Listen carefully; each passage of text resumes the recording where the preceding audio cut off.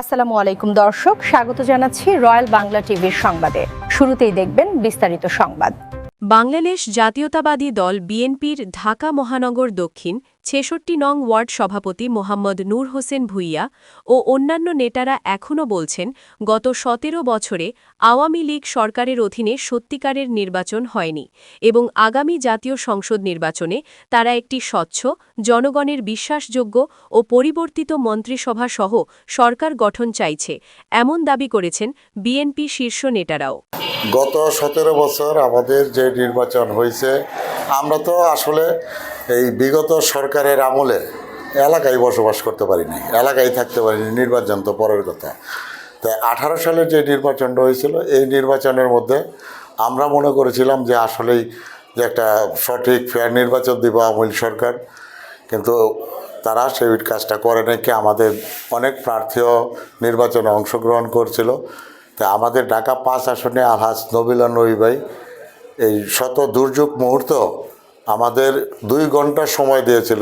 ২ ঘন্টার সময়ের মধ্যে আমরা আলহাজ নবিলা নবী ভাইকে ঢাকাবাসী, ঢাকা ৫ আসনের বাসী আমরা ৭৮,০০০ ভোট দিয়েছিলাম।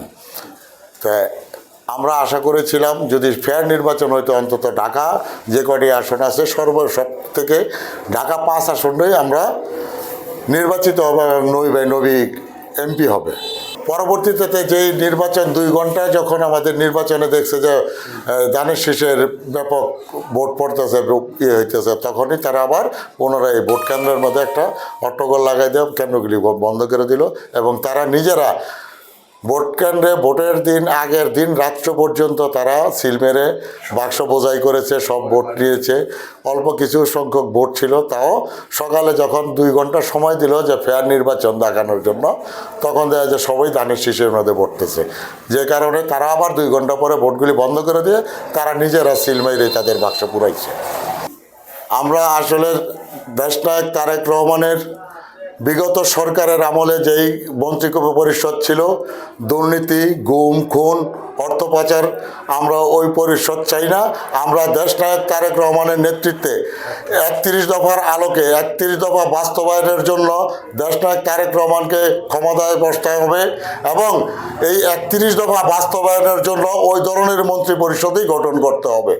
যে তারেক রহমানকে ধানের শীষ মার্কায় ভোট দিয়ে সারা দেশের মানুষ যেন তাকে আমরা বসাবো ধানের শীষের ভোট দিয়ে সংসদে, এবং আমরা এই ৩১ দফা বাস্তবায়নের জন্য ৩১ দফার মন্ত্রী পরিষদ চাই।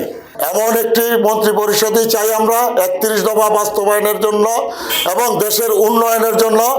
দেশনায়ক তারেক রহমানকে এমনই একটা মন্ত্রী পরিষদ গঠন করতে হবে ৩১ দফা বাস্তবায়নের জন্য।